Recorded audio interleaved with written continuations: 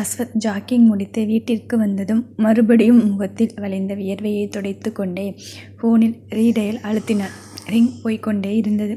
மணி 8 ஆச்சு. இன்னுமா தூங்குகிறாள்? மனதில் ஒரு நெருடல் ஆரம்பித்தது. வித்யாவுக்கு ஃபோன் செய்ய அவளும் எடுக்கவில்லை. திக்கென்று ஆனது. ஃபோன், கம்ப்யூட்டர் எதுவும் இல்லை. மறுபடியும் வேதாவுக்கு ஃபோன் செய்தான்.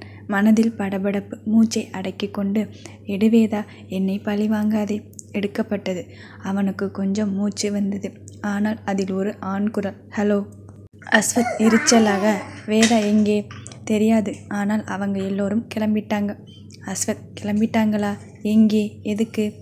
தெரியாது சார் என்று ஃபோன் கட் செய்யப்பட்டது. அஸ்வத் ஃபோன் செய்தான். ஸ்விட்ச் ஆஃப். வித்யா நம்பர் கூட ஸ்விட்ச் ஆஃப்.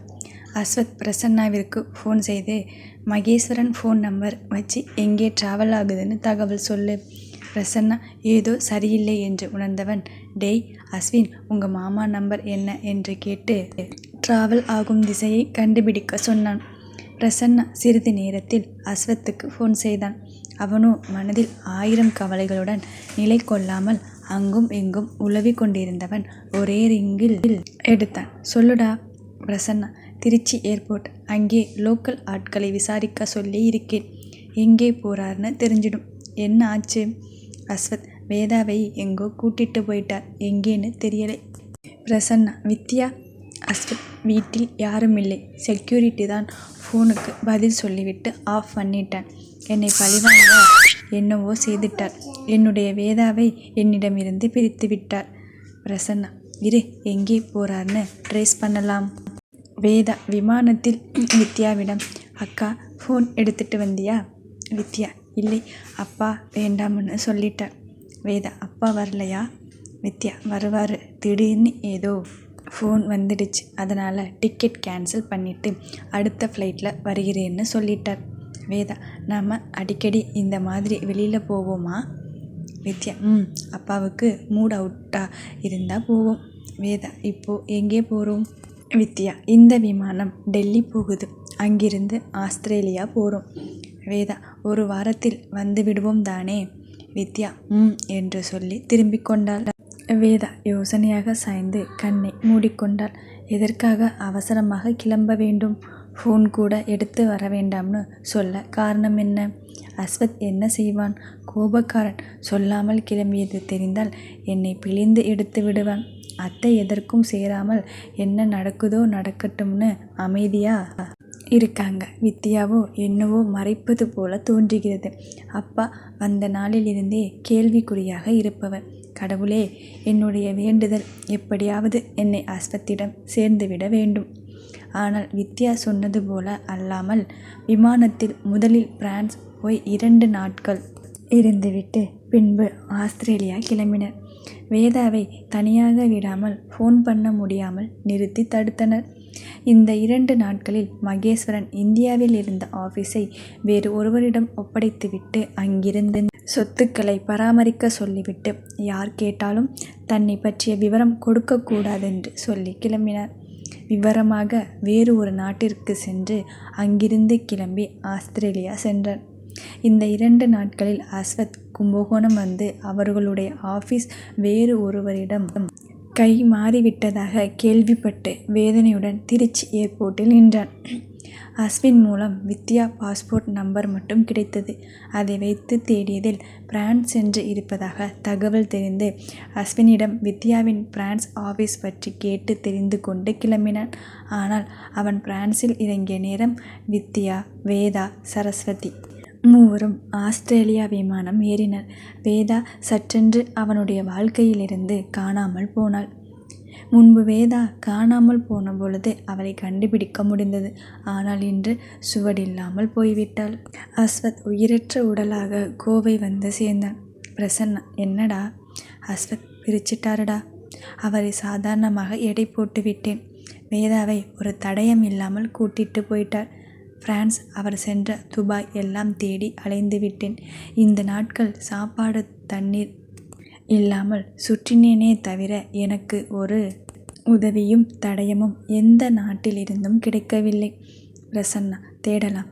பிரான்ஸ் இல்லைனா துபாய், அவ்வளவுதானே. நம்ம ஆட்கள் விட்டு தமிழர்கள் வாழும் பகுதி முழுவதும் வீதி வீதியாக தேடலாம்.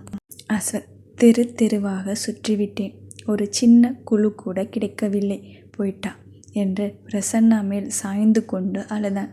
மாத கணக்கில் சுற்றி திரிந்த அவன் மெலிந்து வாடியிருந்தான். பிரசன்னா எப்படி இருந்தாலும் வேதாவுக்கு ஒன்றும் ஆகாது. அவங்க அப்பா, அத்தை, அக்கா எல்லோரும் அவளை சுற்றி இருக்காங்க, பார்த்துக்குவாங்க. வேதாவும் உன்னை பிரிந்து ரொம்ப நாள் இருக்க மாட்டாள். அவங்க அப்பா கிட்ட பேசுவா, புரிய வைப்பாள். அதுவும் இல்லாமல் உன்னுடைய குழந்தை, அதுக்காகவாவது திரும்பி வந்துடுவா. பொறுமையா இரு. அஸ்வத் அந்த கோவை விமான நிலையத்தை சுற்றி பார்த்தான். எப்போ வருவாளோ, காத்திருப்பேன். அவளுடைய காதல் பரிசுத்தமானது. அவள் என்மேல் வைத்திருக்கும் அன்பு ரொம்ப நேர்மையானது. அவள் மேல் எனக்கு துளி கூட சந்தேகம் இல்லை. வந்துடுவா. பிரசன்னா, ஆமாம், அவள் வரும்பொழுது அவளுக்காக காத்திருக்கணுமே தவிர இப்படி நோய் வந்தவன் போல இருக்கக்கூடாது. அஸ்வத், காத்திருப்பேன் என்று உறுதியாக வார்த்தையை உதிர்த்துவிட்டு வெளியே காரை நோக்கி நகர்ந்தான். பிரசன்னா தூர செல்லும் தன்னுடைய நண்பனின் நடையில் இருக்கும் வெறுமையை பார்த்து பெரும் மூச்சை விட்டான். அஸ்வத்தை பிரிந்த வேதா தினமும் அழுகை, ஆர்ப்பாட்டம் செய்தாள். மாதங்கள் ஓடின. வேதா கர்ப்பமாக இருப்பது தெரிய வந்து கருவை கலைக்க முடியாத அளவுக்கு கரு வளர்ந்து விட்டது என்பதால் மகேஸ்வரன் குழந்தை பிறக்கட்டும் என்று பொறுமை காத்தார். சரஸ்வதி வேதாவை பக்கத்திலிருந்து கவனித்து கொண்டார். ஆயினும் சில நேரங்களில் அவளுடைய பிடிவாதம் மற்றும் கோபம் தாழாமல் 1-2 முறை மகேஸ்வரனிடம் அஸ்வத் பற்றி பேச முயற்சித்தார். பிறகு அவருக்கும் காயத்ரி இறந்தது தெரிய வந்ததால் இருவருமே வேதாவை அஸ்வத்துக்கு திருமணம் செய்து வைக்க விருப்பம் காட்டவில்லை. வித்யா, புரிஞ்சுக்கோ, வேதா நீ அஸ்வத் அத்தானை கல்யாணம் செய்துக்கிட்டா அப்பா செத்துடுவேன்னு சொல்லறார். உனக்கு பழைய ஞாபகம் இருந்தால் புரியும். அப்பா நமக்காக எவ்வளவு செய்திருக்கிறார் என்று. என்னால் அவருடைய வார்த்தையை மீற முடியாது. மீறக்கூடாது வேதா. வேதா கதறினாள். என்னுடைய குழந்தைக்காக என்னை கொண்டு போய் அஸ்வத் அத்தான் கிட்ட விட்டுடுங்க. உங்கள் யார்கிட்டேயும் எதுவும் கேட்க மாட்டேன், ப்ளீஸ். இந்த கதறல்களை காதில் கேட்டுக்கொண்டிருந்த மகேஸ்வரன் தன்னுடைய பெண்ணின் அறியாமையை நினைத்து வருந்தினார். வித்யா, கவலைப்படாதே. உன்னுடைய குழந்தை பிறந்ததும் அது அதன் அப்பாவிடம் சேர்ந்துவிடும். அப்பா அஸ்வத் அத்தான் கிட்ட கொடுத்துட்றேன்னு சொல்லிட்டார். நாம் புதிய வாழ்க்கையை நோக்கி பயணிப்போம். உனக்கு அஸ்வத் இல்லை, எனக்கு அஸ்வின் இல்லை. நமக்கு அப்பா தான் முக்கியம். வேதா அதிர்ந்தாள். குழந்தையை தன்னிடம் இருந்து பிரிக்கப் போகிறார்களா?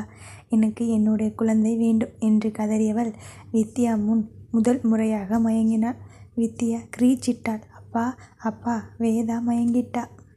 ஹாஸ்பிட்டலில் வேதா கண் விழிக்கும் பொழுது கண்கள் மங்கலாக தெரிந்தது.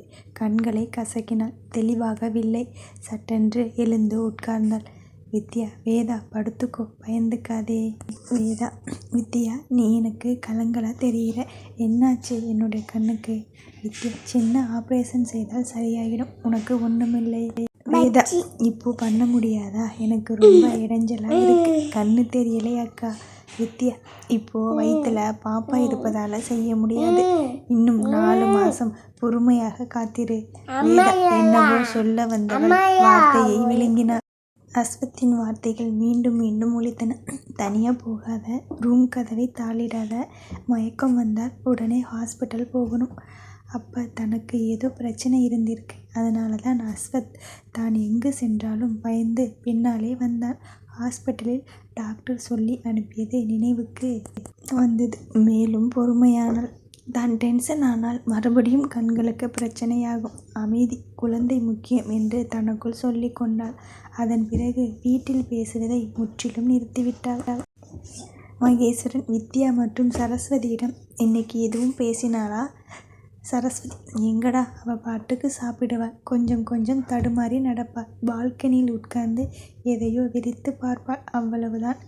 வித்யா, அப்பா அவளை நாம் ரொம்ப கொடுமைப்படுத்துகிறோம்னு நினைக்கிறேன். விட்டுடலாம்ப்பா. மகேஸ்வரன், காயத்ரியை விட்டுட்டேன். ஆனால் இவளை விட முடியலை. பயமாக இருக்கு. வித்யா, நாம் அஸ்வத் அத்தான் கிட்ட பேசலாம். மகேஸ்வரன் அமைதியாக இருந்தார். சிறிது நேரம் கழித்து வேதாவை தேடி சென்றார்.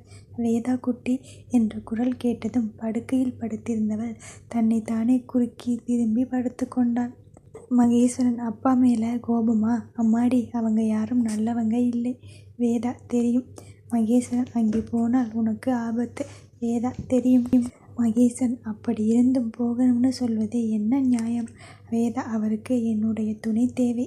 மகேஸ்வரன் பொறுமையை சோதிக்காதே வேதா. ஆபத்துன்னு தெரிஞ்சு அங்கே உன்னை விடமாட்டேன். வேதா பல்லை கடித்து கொண்டு உட்கார்ந்திருந்தாள். அவளுடைய அப்பா இவளுக்கு பேசி புரிய வைக்க முடியாதென்று நகர்ந்து சென்றார். பிரதீப் தன்னுடைய ஆட்கள் மூலமாக மகேஸ்வரன் இருப்பிடம் பற்றி தெரிந்து கொள்ள முயற்சித்தான். அவனுடைய நண்பன் ரஹீம், டேய் அந்த பொண்ணு தான் போச்சு விடுடா, வேற உனக்கு பிடிச்ச மாதிரி பொண்ணை பாருடா. பிரதீப், அதுக்கா மாலினியை அவசரமாக கொன்று போட்டேன். உனக்கு தெரியாது, அவனோட மாமன் பொண்ணுங்க ரெண்டும் பியூட்டி. அவளுங்க அப்பனிடம் காசு கொட்டி கிடக்குது.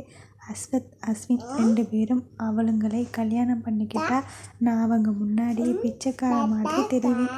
நான் பிறந்தது முதல் எல்லாத்துக்கும் காயத்ரியை நாடி இருந்ததால மொத்தமாக அவனுங்களை வெறுக்கிறேன். என்னோட அம்மாவை ஒதுக்கிட்டு காயத்ரி தான் கதின்னு என்னுடைய அப்பா அவளுடைய காலில் விழுந்து கிடந்தார். ஊருக்கு முன்னாடி என்னுடைய அம்மாவும் நானும் அவமானப்பட்டது இன்னும் மறக்கலை. அம்மா பல நாள் அழுதுருக்காங்க. அப்புறம்தான் கொஞ்சமாக அவளை அவமானப்படுத்த ஆரம்பித்தோம். அவளை நினைச்சாலே உடம்பெல்லாம் கொதிக்குது. அவள் சேர்த்து வச்ச சொத்துக்களை கொத்தா அவனுங்க கிட்டேருந்து அபகரிக்கணும். அவனுடைய மாமா குடும்ப சொத்து முழுசாக என்னிடம் வரணும். ரஹீம், அடேங்கப்பா, பயங்கரமாக பேராசையோடு இருக்கே. பிரதீப், என்னுடைய நிலையில் யாருமே இப்படி தான் இருப்பாங்க. ரஹீம், பணக்காரனா ஆகிட்டா என்னை மறந்துடாதே. பிரதீப், அடப்போடா, நீ எப்பவும் என்னுடன் இருப்பே. ரஹீம் மனதுக்குள், உனக்கு மேலே எனக்கு பேராசை அதிகம். உன்னுடன் ஒட்டிக்கிட்டு அட்டைப்பூச்சி ரத்தத்தை உரிவது போல நானும் சந்தோஷமாக உன்னுடைய பணத்தை என்ஜாய் பண்ண போகிறேன். பிரதீப், என்னடா அமைதியாகிட்ட? ரஹீம், பெரிய மனிதர்கள் பேசும் பொழுது குறுக்கே பேசக்கூடாது. பிரதீப், என்ன கிண்டலா? ரஹீம், உன்னை கிண்டல் பண்ணுவேனா? நண்பன்டா, மன்னிச்சிடுங்க நண்பன் சார். பிரதீப், போதும் குடிடா என்று இருவரும் சாராயத்தை வயிற்றில் நிரப்பிக் கொண்டிருந்தனர். பக்கத்து டேபிளில் உட்கார்ந்து இருந்தவன் இவர்கள் பேசியதை அப்படியோ வீடியோ எடுத்திருந்தான். அஸ்வத் வேதா இல்லாத வாழ்க்கையை போராடி நாட்களை கடத்தி கொண்டிருந்தான். பல இரவுகள் தூக்கம் மறந்து வேலையில் தன்னை ஈடுபடுத்தி கொண்டான். ராகவனை ஏமாற்ற திட்டம் போட்டு அதை கொஞ்சமாக நிறைவேற்றி கொண்டிருந்தான். பிரசன்னா தரமில்லாத சிமெண்ட் மற்றும் கம்பிகளை ராகவனின் பொருட்களுக்கு பதிலாக மாற்றியாகிவிட்டது. அஸ்வத், சரி அஸ்வின் என்ன பண்ணறான்? பிரசன்னா, அவன் ஜாலியாக இருக்கான். சொல்கிற வேலையை செய்துட்டு நல்லா சாப்பிட்டு தூங்குறான். இப்போ உங்கள் 2 பேரையும் பக்கத்தில் நிற்க வைத்தால் குண்டா கொழுன்னு ஒருத்தனும் சோறு கிடைக்காமல் சுற்றி திரிந்தவன் போல ஒருத்தனும் வித்தியாசம் நல்லா தெரியும். அஸ்வத் வெளியே சொல்லவில்லையே தவிர அவனுக்குள் மனசுக்குள் சங்கடம் இருக்கும் தான். அவனும் கஷ்டங்களை அனுபவிச்சிருக்கான். வெளிக்காட்டாமல் வாழ்ந்து கொண்டிருக்கிறான். பிரசன்னா இருக்கலாம், பெருசாக எதையும் பேசிக்கொள்வதில்லை.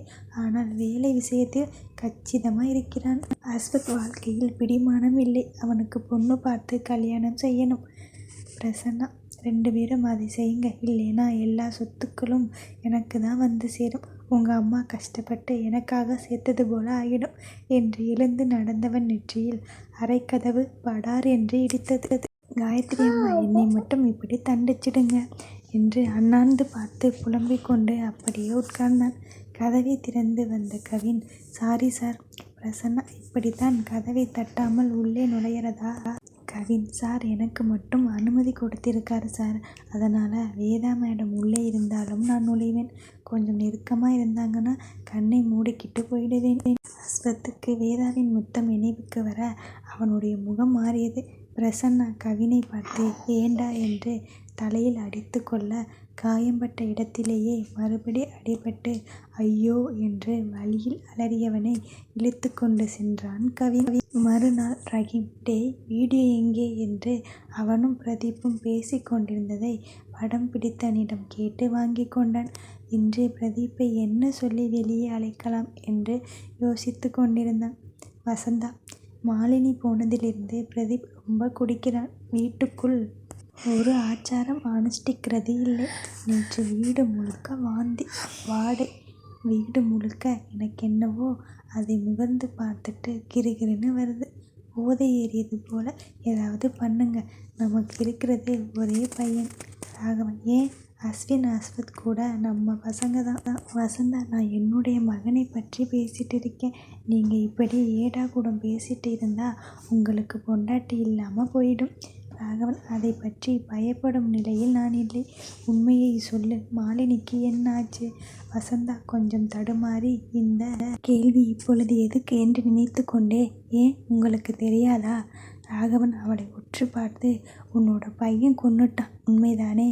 வசந்தா பழி சுமத்தும் எண்ணத்துடன், இல்லை, உங்கள் பையன் அஸ்வத் கொன்னுட்டான். ராகவன் அவளை முறைத்து பார்த்து, மாலினி வயிற்றில் வளர்ந்தது உன்னோட பேரன் இல்லைன்னு சொல்லு பார்ப்போம். வசந்தா, அது என்னுடைய பேரன் தான். ராகவன், அப்புறம் எதுக்கு அவள் மேல் பழி போட்டீங்க? போடி, அவனுக்கு புத்திமதி சொல்லு, நாளைக்கு உன்னையும் என்னையும் கூட கொன்று போட்டுடுவான். வசந்தா, என்னுடைய மகன் தான் கொலைகாரன் மாதிரி பேசாதீங்க. ராகவன், அதுதானே உண்மை. இந்த குடும்பத்தை கௌரவமான பாதையில் கொண்டு போகணும்னு நான் பகலா உழைச்சிட்டு இருக்கேன்.